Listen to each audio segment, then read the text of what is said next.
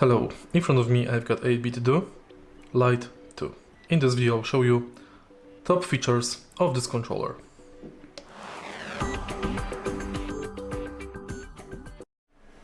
Let's start with the controller build. It is equipped with two analog sticks and shaped trigger buttons. This controller has rumble vibration and motion controls. It has customizable turbo functionality